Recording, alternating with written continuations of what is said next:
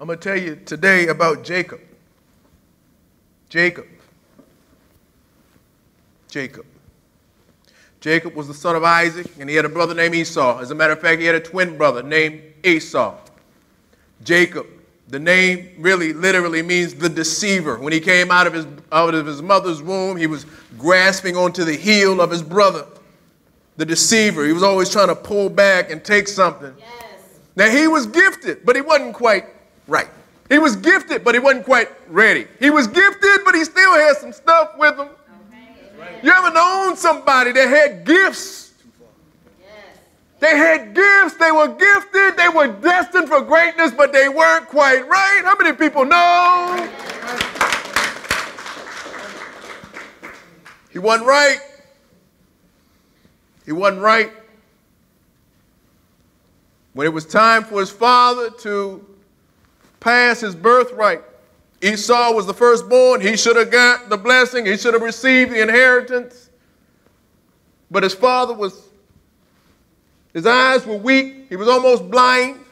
So what he did was he disguised himself to look like his brother and to smell like his brother. His brother was a hairy man, a hunter, a woodsman. He put some fake fur. So he put some fur on his arms, and he put the smell of the outdoors on him, and he went before his father, and he stole his brother's birthright, his inheritance. He stole his inheritance. How would you feel? How would you feel if he'd taken your birthright? How would you feel if he'd taken your inheritance? Think about it. You're the oldest born. You know your whole life you're going to get the inheritance. And just before it starts to happen, your younger brother steals it. Your twin brother steals it. What would you want to do to him?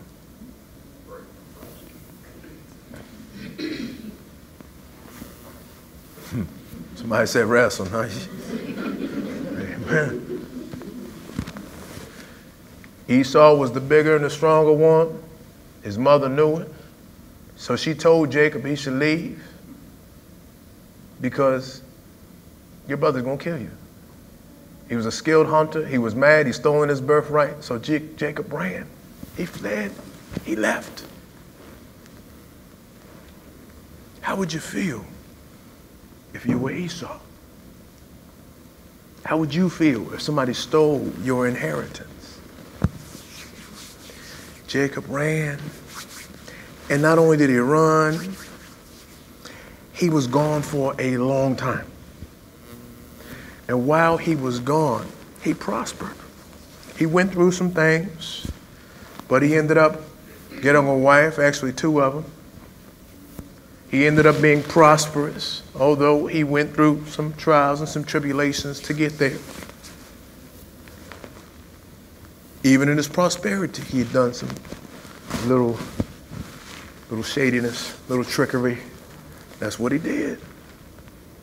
Now the thing about Jacob, though, I don't think that he ever was really honest with himself. Amen. You see, he was crooked, but he would never call himself crooked. He would say he bent the rules a little bit. He would say he would do what he had to do to get it done.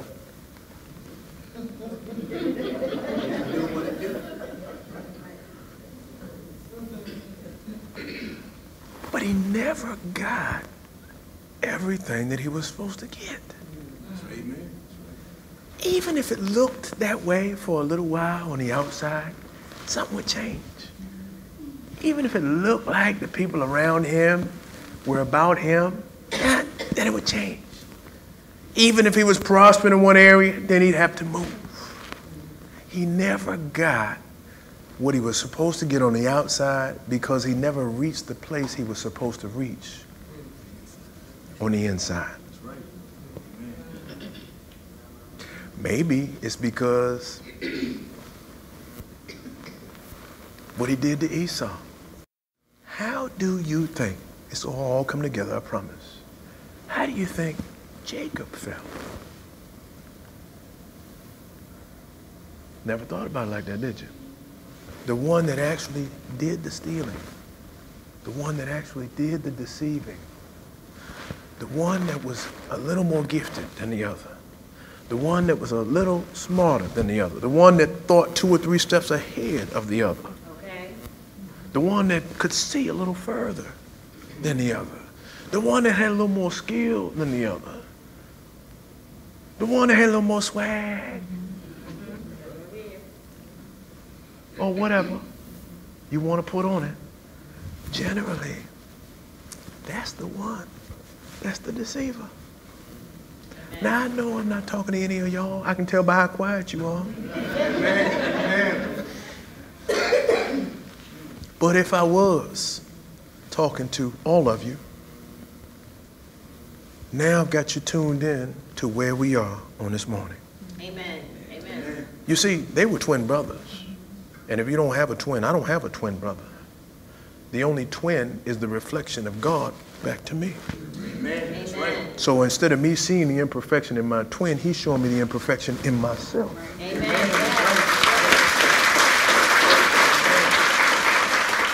Most of us right now, we're at a place to where we want to step into the promise. The promise is so close we can taste it. Most of us right now at a place that we are tired of going round and round and round. Most of us are tired of getting what I would call hollow victories, where you have it for a little while, it feels good for a moment. Most of us right now want to be at the place where we're locked in permanently to what God said you're supposed to get. How many people know what I'm talking about? That's where Jacob was. He'd been running around and around for 20 years, 20 plus years.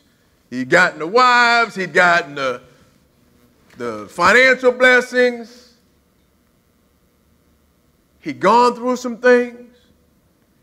He'd seen some things. But he still wasn't quite right.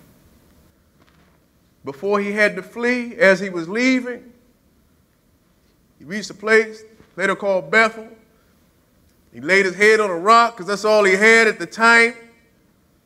And while he laid his head on the rock, God showed him a vision and a dream about the ladder between heaven and earth. And he saw the ascension and the descension of the angels going up and down and up and down and up and down. Everything that he would need or anything he would want, anything he could desire, anything he could imagine could be attained from that ladder. And what God was doing here was showing him his promise, showing him who he was making him to be, showing him where he was taking him, showing him what his true inheritance was, and not that which he took from his brother. Oh, that's a good place to praise. Some of us right now, we're praying about our promise, our true promise, not what it looks like, even if you're blessed on the outside. It's still not a true victory. There's some hollowness in there. God, when are you going to step me into everything that you promised me, God? When is it going to line up so that it's everything in the area of being fulfilled that I'm supposed to get? I should be happy right now. I look at my blessings right now, but I'm more empty than I've ever been. Amen. How many people know what I'm talking about on this morning? I can't get the same satisfaction anymore, God, and I praise you for what you've done, and I praise you for where you took me to and from. But God, I want you to fill this hole in my gut so I can ascend to the place that you have for me. The more he walked to it, the more it seemed like it was getting further away. The more he was drawn to it, the more it seemed like it was out of his hand.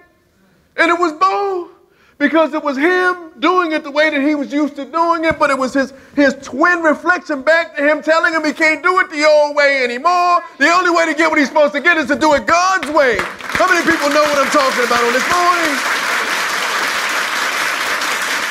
And that's where he was.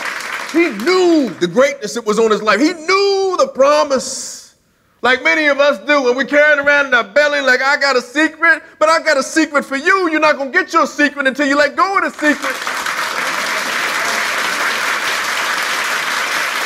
You can't get it until you let it all go. You can't get the real promise until you're real with God. Because if you're real, you ain't got to say you're real. If you're real, you got peace. If you're real, you're centered. If you're real, then things don't matter so much on the outside because you know who you are on the inside. Jacob was in a place to where he'd gotten the satisfaction of doing what he wanted to do on the outside. He was in a place that was blessed enough in the first dimension, and you reach a certain place in life to where the things that you thought mattered so much, it doesn't really matter that much at all. Amen. The most important thing is the peace and the love and the joy and the happiness, and certainly you want a roof over your head, and certainly you want some transportation and a pair of pants to put on, but you realize that no matter where you are with God, He's your provider. So the things that you thought would motivate you to do some of the things that you thought you had to do in order to get what you needed, you realize you didn't have to do that anyway. Amen. Right. Amen. Amen. Oh, can I flip it for you? When you get to a place of realizing you didn't get what you thought you were going to get, you realize that all the stuff you did was really a waste of time to get where you're supposed to be going. Amen. That's right. Yeah. And then see, the enemy will start messing with your mind because then you think you missed out on some stuff or you might be too old to go back, and then you try to change the direction or change the way you're doing stuff, but you got so used to doing it the slick way that you can't really get out of your way from doing it the old way. And then you start praying about it, and it pulls you a little bit, and it doesn't feel good, and then you're fighting with yourself because you want to do right, but you really don't want to let go of yourself. And you don't know what to do. Then you're driving yourself crazy. What he is doing is purging you from the nonsense that's in you so that you can be in the place to receive your true promise. Amen. Go with me to Genesis chapter 32 and verse 22. I'm not going to be before you much longer, I pray. This is where Jacob was. Verse 22 of chapter 32 of the book of Genesis says, and he arose that night, and he took his 2 wives and the female servants and his 11 sons, and he crossed over the ford of Jabbok. And he took them and sent them out over the brook and sent what he had. See, he had been afraid of his brother all of this time. 20 plus years had passed. He knew his brother wanted to kill him. And now he was feeling some sort of way because he was blessed outwardly, but he couldn't get any peace and he couldn't get any satisfaction. He wanted to go back home. He wanted to go back to what the true promise was, but he was afraid of the reflection of what he had done to his brother. Amen.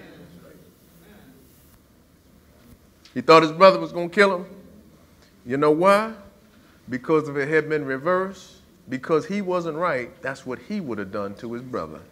You see, sometimes if you've been on the deceiving end of being the deceptor, sometimes the torment that you feel is far worse than that which you took from the other person. Amen. See, sometimes you think that what you took from the other person would stop them from being blessed, when really if they forgave you, what you did was open the door for them to be more blessed.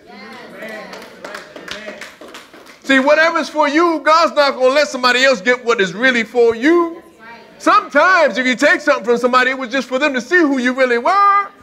And Jacob was tormented for 20 plus years because what he had done to his brother was messing with his mind so much until he thought his brother was going to kill him. He couldn't even go home. He couldn't step into his true promise because he was still stuck in the place of being a deceiver. Now Jacob, everything he had worked for, everything that he had run in circles for, as he was going to see his brother, he had sent it out before him. But after he had thrown everything that he owned or represented at the situation that was bringing him the fear, after he had thrown everything but the kitchen sink, and he was getting ready to do that, at the situation that was pulling the nonsense out of him, after he had done everything that he knew how to do, the only thing that he was left with was himself. He was by himself, left to wrestle with God. He was left alone, and a man wrestled with him. He was wrestling with the angel of the Lord. He's wrestling with a man, until the breaking of day. He wrestled with the man all night long. Some of you have been praying. Most of you have been praying all night. Amen. Amen. And you've been praying about stuff that you can't even tell anybody else. Not in the way that they would really get it, because it's down in you so deep. And it hurts so much until it doesn't make any natural sense. That's where Jacob was. And he's probably different than most of you, although some of you, because he had sent out everything that he had, everything that he worked for, everything that he owned, everything that he loved, but now it was out in front of him. The only thing he had was him. And this figure that was arguing with him, wrestling with him that night. Nobody but him. Nobody to call on, nobody to help him. His money couldn't help him, his friends couldn't help him, his status couldn't help him. Whatever, everything he was used to. His ability to manipulate, his ability to flip it, nothing. Nothing. It had to be that. Because what he took from was the twin. What he took from was the older twin. What he took from was really taken from himself.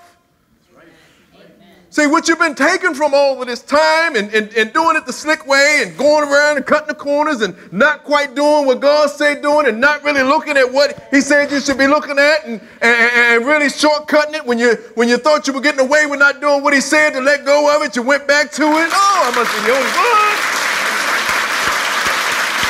And you thought you could do it your way and his way mostly, but some of my way while I walk into the promise. But you weren't the one that gave the promise. He gave the promise. So in order to get the promise, you have to do what the promise maker says.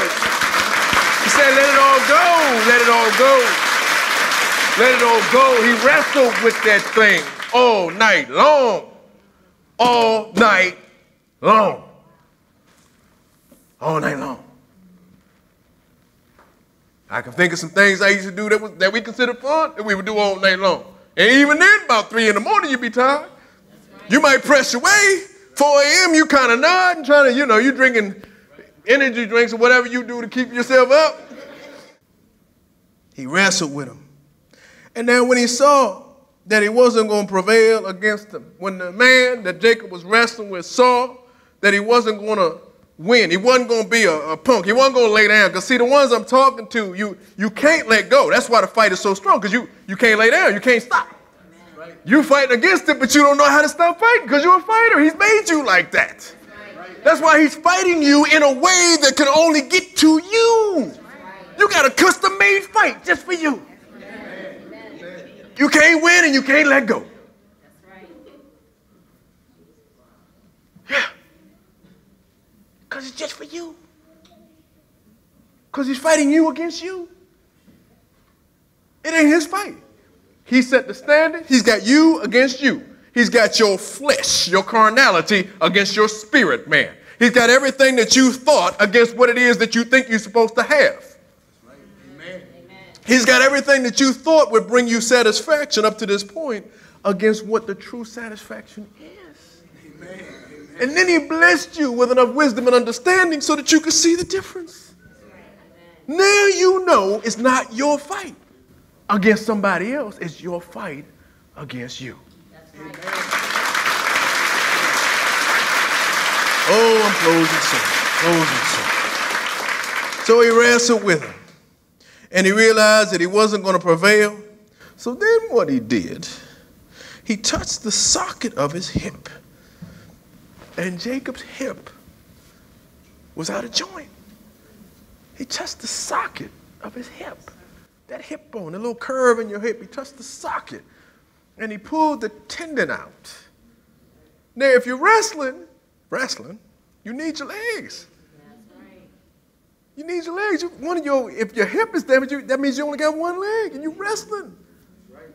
So he crippled him in the fight. He saw that he wasn't going to win the fight, so he had to cripple him. Now, I'll tell you, the man that Jacob was wrestling ended up being the angel of the Lord. So the angel of the Lord saw that he was not going to prevail against you, but he had to overpower you. And then when you kept wrestling with it, what he had to do was cripple you That's right. That's right. But see, for Jacob, he took his tendon out of his hip so that he could stop the fight. What I realized is that you could use that as a reference point. And when I realized what God was saying, I flipped that thing. Okay, God, well, glad you did it for Jacob. If you took something out of him, take everything out of me that I need to have out of me to get to this next level. I love you. And trust me, he had me praying all night long. All night long. All night long. Not anything that I'm doing or haven't done. Oh, I'm a man of God. Believe it. I live it. I walk it. But at every level, there's some stuff you have to let go of. So don't get your head, oh yeah, what he was doing. No, it ain't nothing that you would. It's the way of processing. It's the way of thinking as he takes you into the next level of the miraculous, as he blesses you with more understanding, more fellowship, more intimacy. He got to pull some stuff out of you. That's right, man. He got to pull some stuff out of you.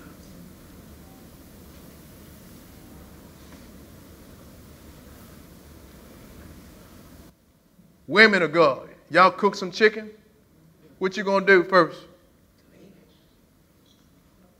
You cook some greens? What you gonna do first? I was getting y'all. That's good to know that you can cook, brother.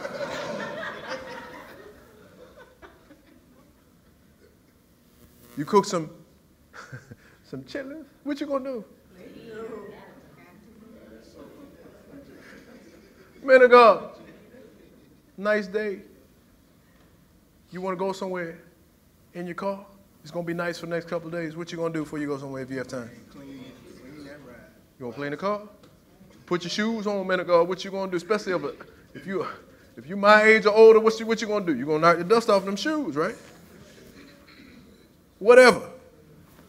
You get dressed to go somewhere. What's the first thing you're going to do with your body? You're going to take a shower. You're going to clean it. As God blesses you for the next level of the elevation, which is walking you into the promise, he's cleaning you from the inside out. Amen. Amen. Give the Lord praise.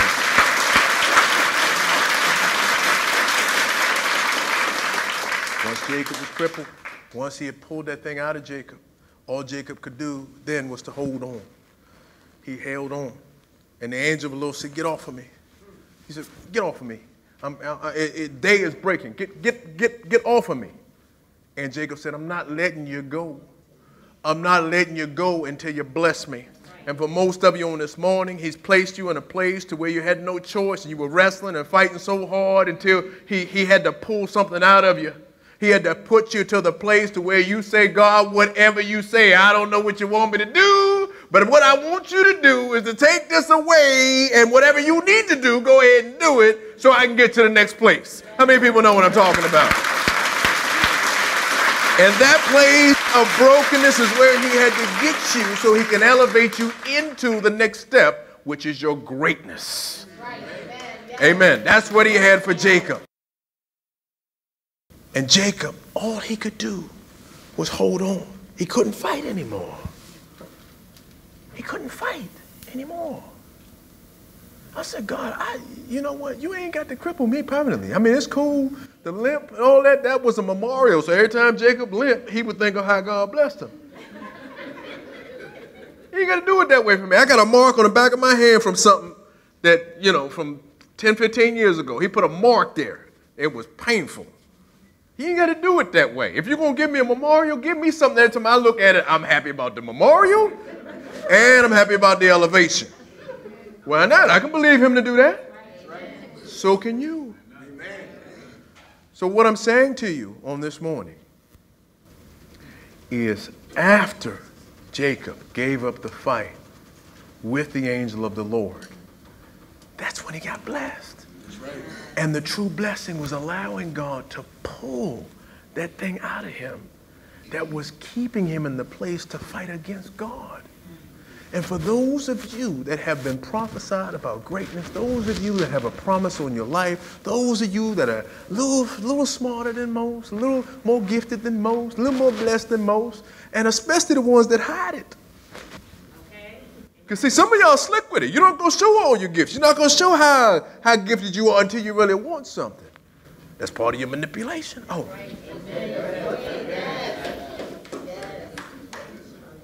You thought the gifts were for you. He gave you those gifts so you could get used to them, so that he can step you into your greatest blessing, which is walking into your promise where you're using the gifts for him. And that is where the true blessing is. Amen. So I say to you on this morning, everything that Jacob was shown, going up and down from heaven to earth with all the angels, basically doing whatever he needed, bringing him what he needed.